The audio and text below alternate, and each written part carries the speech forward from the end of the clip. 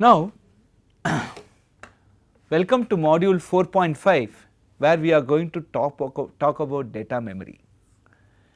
Now, for us data is not just a memory where we read and write data. Data also is something that we write on the screen and something that we read from the keyboard. So, everything is viewed as memory operation, and that is the concept of what we call as a memory mapped I/O. So, if you take a normal computer, there is a RAM which is the random access memory, and that is what we call as data here. So, we have a 16 kilo word RAM, each word is 16 bits for us, and we have 16K such words. So, we have RAM, and then we have one I/O device, one output device which is the screen, which again I treat as data, and there is 8 kilobyte for that. And then there is an input device which again I treat it as a memory, right, and that comes from the keyboard, and that is one word. So, I have 16 kilo words of RAM, 8 kilo words that I have reserved for the screen, and one word, just one word which I am reserved for the keyboard. So, I type something in the keyboard, it comes to this one word. If I want to write something into the screen, I write into these words, the 8K words that you have seen, and read and write from memory is always from the 16K. So, your data memory encompasses these things, right. So, essentially in a system, these three are connected by a data bus, and depending on the address, whether the bus will decide whether I am trying to write into the RAM, or whether I am trying to write into the screen, or I am trying to read from the keyboard or read from the RAM, right, etc. So, this is the concept of memory mapped I/O, and this is how this is organized. Now, we have to construct this as a part of this module. We have to construct this data memory which comprises not just the RAM, but the output device, namely the screen, and the input device, namely the keyboard. Now, what do you mean by a output device here? So, I keep writing into this this part of the memory, this 8K memory, and there will be a display controller which will be reading from this and blackening the screen or whitening the screen. Similarly, whenever I type something, there is a keyboard controller which will take that value and put it into this word, so that I could read from this word. Similarly, I can write into this screen, I can read and write into this RAM. So, RAM is a read write memory, screen is only a write memory, and keyboard is only a read memory. So, you are seeing variety of devices here, right, that is part of this. Now, how are we to construct this? Now, for the data memory, as we had seen in the ALU slide, right. So, there is something called write_m, and there is an address which is coming inside, right, which is 15 bits.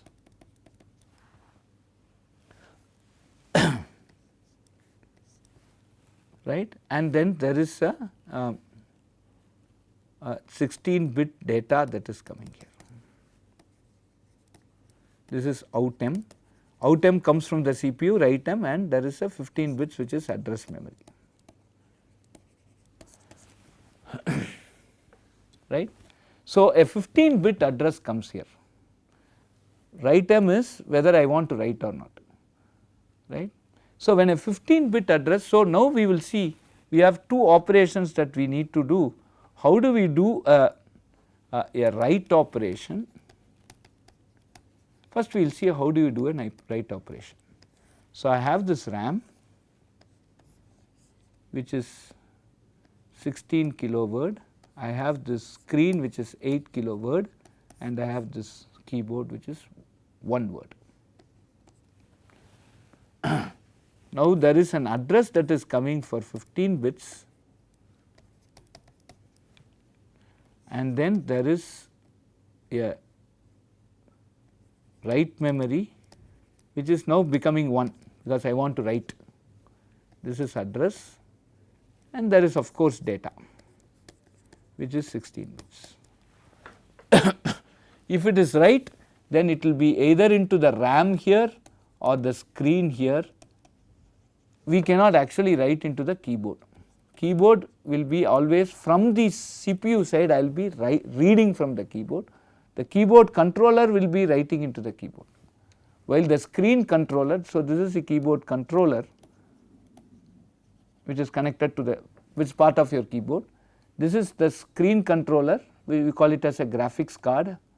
Normally you have graphics card that will be connected to the screen. The graphics card reads from the screen, while the keyboard controller writes into this location. The CPU can write into the RAM and also the screen, the CPU can read from the keyboard. Are we clear? So, when we talk of a write operation into this RAM, basically it is I am trying to write either into this RAM or I am trying to write into the screen. So, how will I distinguish whether I am writing into RAM or screen? So, the whole memory address, is now partitioned and allocated to different parts. This is exactly how it happens even in large systems. So, the address from 0x 0000, this is hexadecimal, to 0x 3FFF, this is totally 16k words. So, the memory address starting from 0000 to 3FFF are allocated to the RAM, right. The memory address from 0x 4000 to 0x 5FFF, this is 8k, is allocated to the screen. The location 0x 6000 is allocated to the keyboard. So, this is screen. Okay. What I am getting is a 15-bit address, right. So, how will this 15-bit address look like? There are the first, this is 4 bits, 4 bits and 4 bits. So, this becomes 12 bits, then I have the last 3 bits, right. So, the last 3, so these are the first 12 bits, least significant bits, and the last 3 bits are here. Now, if I am trying to write into the RAM, the maximum address is, the last 4 bits are given by this 3 in hexadecimal. So, this is 3. So, this will be 0011, sorry the last 3 bits. So, this will be 011. So, if your last 3 bits are 011, or if your this is the last, this is the maximum you get. If I am writing into the screen, we start with 4000. So, the last 3 bits will be, as you see here, this can be anything. The last 4 bits will be, last 3 bits will be 100 because this is 4. So, if I am writing into the RAM, the maximum I can get here, I can write from 0000 to 3FFF. So, the maximum I will get in the last 3 bits is 011. So, the last bit will never become 1 if I am writing into the RAM. The last bit will become 1 if I am writing into the screen. The minimum address for the screen is 4000. So, the last bit will become 1 if I am writing into the screen. So, for a write operation, I will use the 15th address bit. Suppose I call address M, right, address M0 to address M14, address M14 which is the 15th bit, right, address M0 to 14, so 14 will be the 15th bit. I will use the address M14th bit to decide whether I am writing to the RAM or whether I am writing to the screen, right. So, if your write M is 1, and your NOT of your address M is 1, that is address M is address M 14. If your NOT of your address M is 1, that is that bit, then I am going to write into this 16K RAM. Where will I write? That address is going to be given by the remaining 14 bits, because I need 14 bits to address the 16K RAM. The remaining 14 bits will tell which location I am going to write. The 15th bit will tell whether I am writing into the RAM or I am going to write into the screen. So, if your write M is 1, I am trying to write into the memory, and your 15th bit of your address is 0, that means you write into the 16K RAM inside that memory. And which location of that 16K I will write? I will write into that location given by these 14 bits. For 16K I need 14 bits, the remaining 14 bits in your address M will tell you which location I need to write. So, if you look at the RAM that you have created, RAM 16K, you have created one RAM 16K, you actually need only a 14 bit address, and that 14 bits will come from this address M. The moment I see that the third bit, the 14th bit is 1, so I will write into the screen when my write M is 1, I want to write into the memory, and my address 14 is also 1, my 14 bit, then I have to write. And to which location will I write? For the 8K I basically require 13 bits, and those 13 bits are given by the remaining, the first 13 bits. I do not need 14 bits for this 8K. So, if the 15th bit is 1, I surely know, because I have allocated that address for the screen. The 15th bit is 1, I show, and if it is a write, I know surely I am going to write into the screen, and so I will enable writing into the screen there, and then to which address? In this address M, the first 13 bits will tell me which address. In this case I need to use the 14 bits, but in this case I have to use the first 13 bits, and that will tell me where I have to write into the screen. Then okay, this is about write operation. So, the last thing that we need to see is about the the read operation.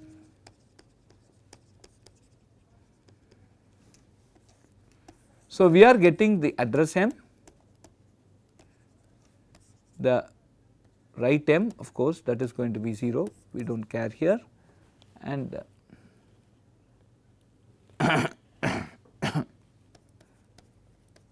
data M.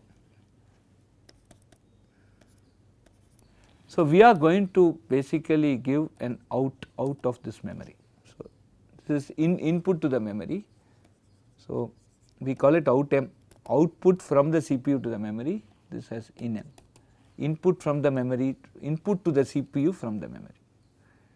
So, we have again a RAM, we have the screen, and we have the keyboard.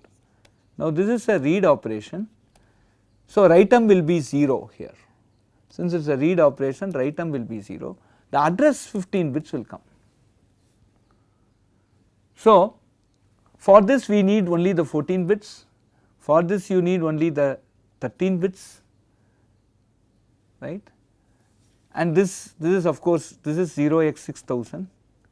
So, the last 3 bits here will be 110, this is for the keyboard, 0x6000, right, the last 3 bits will be 110. If it is the screen, the last 3 bits will be 100, right. If it is RAM, it will be 0 and it can be anything 0xx. So, while I am reading from the RAM, as mentioned earlier, the last bit is 0, this is the 15 bit, but we need 14 bits for accessing this 16K RAM, that those 14 bits, which address in the RAM I should access is given by this 14 bits that are following this. This is the 15th bit. And if I am accessing memory, I just want to confirm if I am accessing keyboard, meaning I am trying to read from what the from the keyboard location, we need to check whether these 2 bits are 1. The 15th and 14th bit are 1, then we basically read from the keyboard. We do not read from the screen, right. So, this is the basic status. So,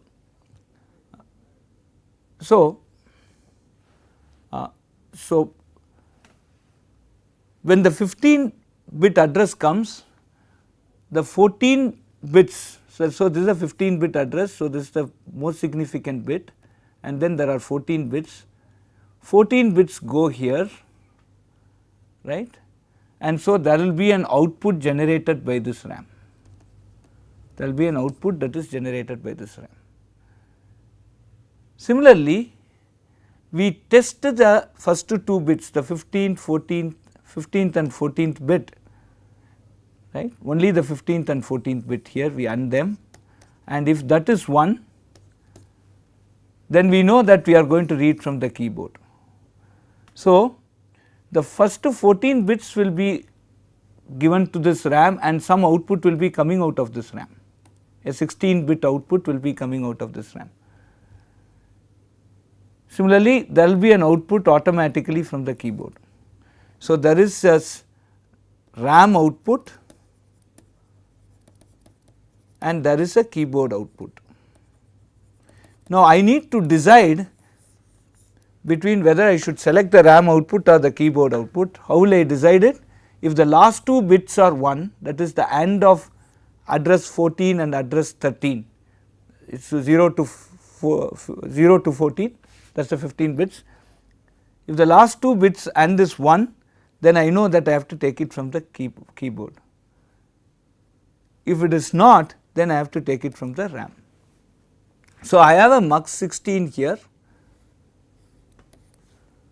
I can instantiate a mux 16 and I will give the AND of address 14 and address 13, that is the 15th and the 14th bit.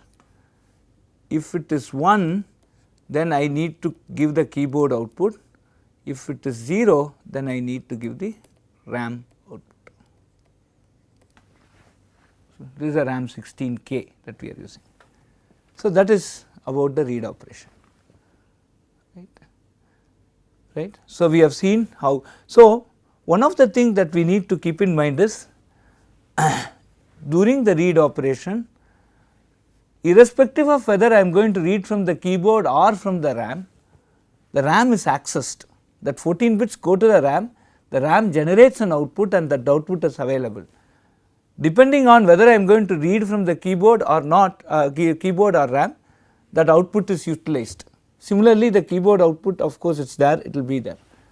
So, but importantly note that the RAM is accessed, even if I want to access the keyboard, RAM is accessed, that output will be there, but we do not select that output, right. But when we are designing say microprocessors for say mobile phones etc., where power becomes a very important consideration. In those cases, we cannot just keep accessing the RAM. If it is not necessary, we should not access the RAM. So, whenever there is a need, we access the RAM. So, we can disable access to the RAM. So, the RAM will be in some refresh mode. So, it will be consuming lesser power, right. So, though this design will functionally work, for our processor it is going to work, but advanced processors specifically for your mobile phone etc., we will not be accessing a device or any part of the thing, we will not be energizing it, we will not make it work, we will not make it output, we will not make it function. So, whatever word you call for it, unless there is a need. Please note that in our case we are doing it, that we are making the RAM function even though we may not need the output. However, this is how we design this. So, what we take from this module is of course the most important part of what we call as the memory mapped IO, wherein I have 3 devices which are part of the data memory. I read and write from the devices, I collect data from these devices. So, we have a RAM, we have screen and we have a keyboard. All of this we access as if we are accessing memory, and so this is what we call as memory mapped I/O. So, the data is basically transferred to this memory, into this memory and out of this memory through a bus. So, the bus needs to resolve, bus has a resolution logic which basically finds out if I am going to write, whether I am going to write to the RAM or screen, that logic also we coded, and when we are reading, whether I am reading from the RAM or the keyboard, and that logic also we coded. Basically the bus essentially has certain multiplexers which will give us the desired output from this memory module. So, and then we also see that this is an example of how the even modern day peripherals work. So, the screen which is treated as a memory, there is a screen controller like a graphics card as I mentioned, which will be displaying whatever you are writing onto this, the corresponding thing on the screen. 0 means white, 1 means black in this case.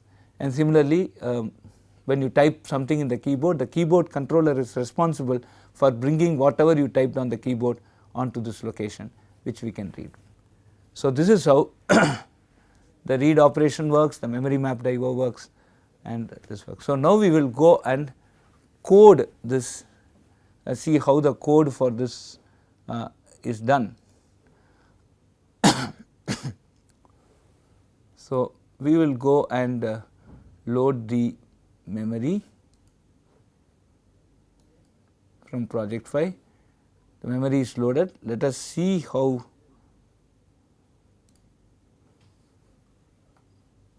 what is there in that memory very quickly.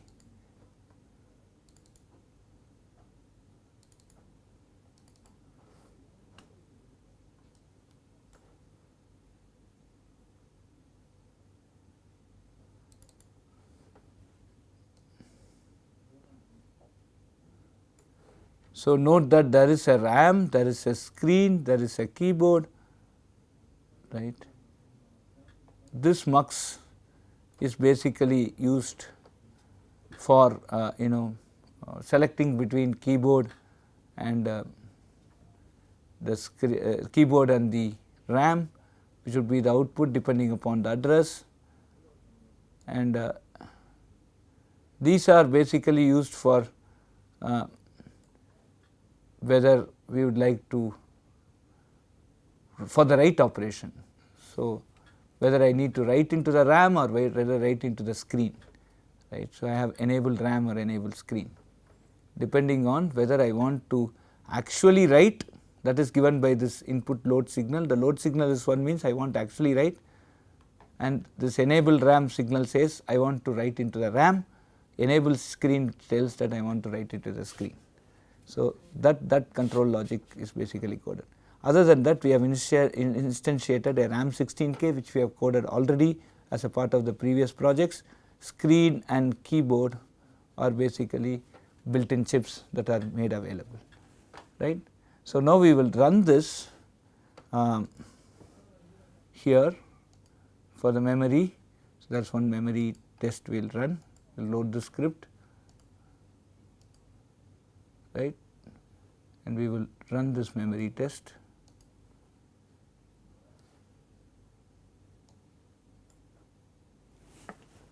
Now, we may have to click the keyboard icon. In this case, we are in that view screen mode. Click the keyboard icon and hold the K key uppercase. Yeah. Make sure you see only two horizontal lines. There are two horizontal lines here. Hold down Y uppercase. Now, you so, we have seen this, and so this is the end of script. So, this basically tests whether the memory is read properly, screen is written properly, etc. Okay. So, this has compared. So, basically these are some 10 lines of code, exactly 10 lines of code that we need to write for this memory. So, in the next module we will see the organization of the computer, we will connect these through. So, we have seen how the CPU works, we have seen how the data memory, ROM 32K is an inbuilt chip. Now, we will connect these three things together and then run certain test cases, and that we will see in the coming module. Thank you.